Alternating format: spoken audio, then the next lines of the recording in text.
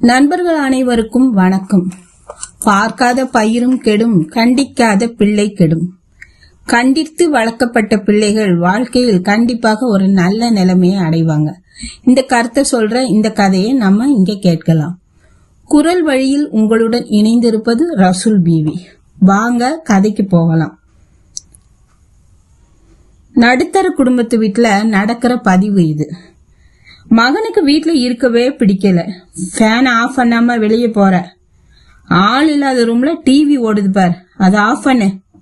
ஃபேனை ஸ்டாண்ட்ல வை, கீழே கிடக்குது பார். இப்படியே சின்ன சின்ன விஷயத்திற்கு அப்பா அவனை நச்சரித்து கொண்டிருப்பது அவனுக்கு பிடிக்கவில்லை. நேற்று வரை வீட்டில் இருந்ததால் அதையெல்லாம் தாங்கிக் கொள்ள வேண்டியிருந்தது. இன்று அவனுக்கு வேலைக்கான நேர்காணலுக்கான அழைப்பு வந்திருந்தது.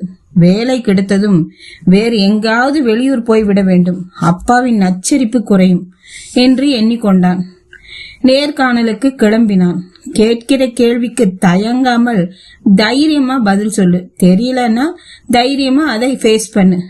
செலவுக்கு கூடுதலாக பணம் கொடுத்து வழி அனுப்பி வைத்தார் அப்பா. நேர்காணலுக்கு அழைக்கப்பட்டிருந்த முகவரிக்கு வந்து சேர்ந்தான் மகன். கட்டிடத்தின் பெரிய கேட்டில் செக்யூரிட்டி இல்லை. கதவு சற்றே திறந்திருந்தாலும் அதன் தாழ்பால் மட்டும் வெளியே நீட்டிக்கொண்டு உள்ளே நுழைபவர் மேல் இடித்து விடுவது போல் இருந்தது. அதை சரி செய்து கதவை சரியாக சாத்திவிட்டு உள்ளே நுழைந்தான். நடைபாதையின் இருபுறமும் அழகு மலர் செடிகள் வரவேற்றன. தண்ணீர் பாய்ச்சி கொண்டிருந்த காவலாளி மோட்டரை அணைப்பதற்காக குழாயை அப்படியே போட்டுவிட்டு போயிருந்தான். தண்ணீர் செடிகளுக்கு பாயாமல் நடைபாதையில் நனைந்து கொண்டிருந்தது. குழாயை கையில் எடுத்தவன் செடியின் அடியில் நீர் படும்படி போட்டுவிட்டு கடந்து சென்றான். வரவேற்பறையில் யாரும் இல்லை. நேர்காணல் முதல் தளத்தில் நடைபெறுவதாக அறிவிப்பு வைத்திருந்தார்கள். மெதுவாக மாடிப்படி ஏறினான். நேற்று இரவில் போடப்பட்ட விளக்கு காலை 10 மணி ஆகியும் எரிந்து கொண்டிருந்தது. விளக்கை அணைக்காமல் செல்கிறாயே என்ற அப்பாவின் கண்டிப்பு காதுக்குள் ஒலிப்பது போல் தெரிய எரிச்சல் வந்தாலும் படியின் அருகே இருந்த சுவிட்சை இயக்கி விளக்கை அணைத்தான். மாடியில் பெரிய ஹாலில் ஏராளமானவர்கள் இருக்கையில் அமர்ந்திருந்தார்கள். கூட்டத்தை பார்த்த மகனுக்கு ஒரே திகைப்பு. நமக்கு இங்க வேலை கிடைக்குமா என்று மனசாட்சி படபடக்க ஆரம்பித்தது. பதற்றத்துடன் அறைக்குள் நுழைய காலடி வைத்தவன் மிதியடியில் வெல்கம் என்ற எழுத்து தலைகளாக இருந்ததை கவனித்தான். அதையும் வருத்தத்துடனே அதை காலால் சரி செய்துவிட்டு உள்ளே நுழைந்தான். அறையின் முன்புறத்தில் நேர்காணலுக்கு நிறைய இளைஞர்கள் அமர்ந்திருக்க பின்பக்கத்தில் பல மின்விசிறிகள் சும்மா சுற்றி கொண்டிருந்தன. யாருமே இல்லாம ஏன் அறையில விசிறி ஓடுது என்ற அம்மாவின் கேள்வி காதிற்குள் ஒலிக்க மின் விசிறிகளையும் அணைத்துவிட்டு மற்ற இளைஞர்களுடன் சென்று அமர்ந்தான். இளைஞர்கள் ஒவ்வொருவராக உள்ளே அழைத்து மற்றொரு வழியாக வெளியே அனுப்பிவிட்டனர். இதனால் என்ன கேள்வி கேட்பார்கள் என்பது மகனுக்கு தெரியவில்லை. கலக்கத்துடனே நேர்காணல் அதிகாரி முன்பு போய் நின்றான். சர்டிபிகேட்டுகளை வாங்கி பார்த்த அதிகாரி அதை பிரித்து பார்க்காமலே, நீங்க எப்போது வேலைக்கு சேர்றீங்க என்று கேட்டார். இது நேர்காணலில் கேட்கப்படும் புத்தி கூர்மை கேள்வியா இல்லை வேலை கிடைத்து விட்டதற்கான அறிகுறியா என்று தெரியாமல் குழம்பி நின்றான் மகன். என்ன யோசிக்கிறீங்க என்று பாஸ் கேட்டார்.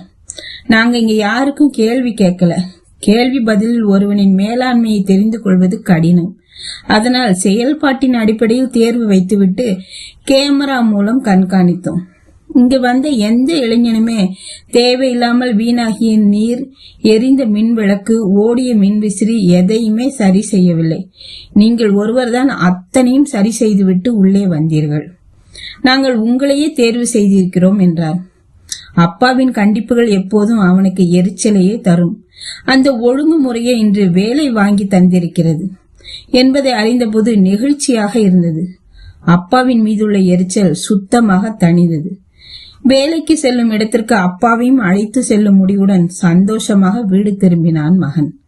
அப்பா நமக்காக எது செய்தாலும் சொன்னாலும் ஒரு சிறந்த எதிர்காலத்திற்காக மட்டுமே இருக்கும். உளி விழிகையில் வலி என நினைக்கும் எந்த பாறையும் சிலையாகுவதில்லை.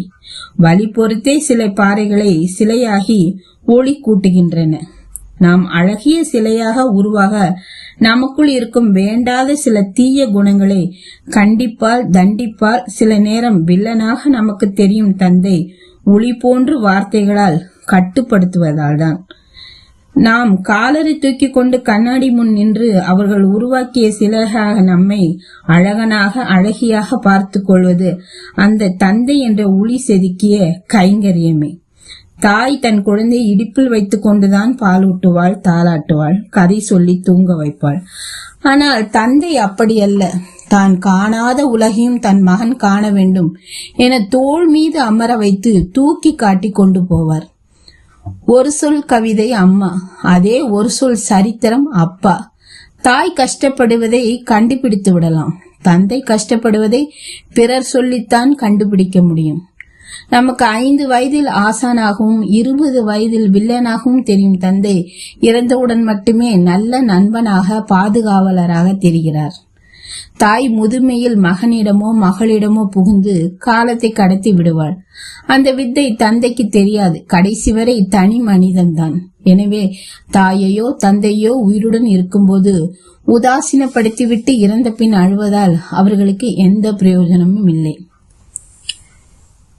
இப்ப சொன்ன இந்த கதையோட சேர்ந்த கட்டுரையும் உங்களுக்கு பிடிச்சிருக்குன்னு நினைக்கிறேன்.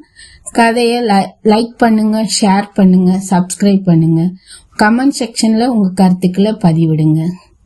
இந்த கதையும் கட்டுரையும் கேட்டமைக்கு நன்றிகள் பல. நன்றி, வணக்கம்.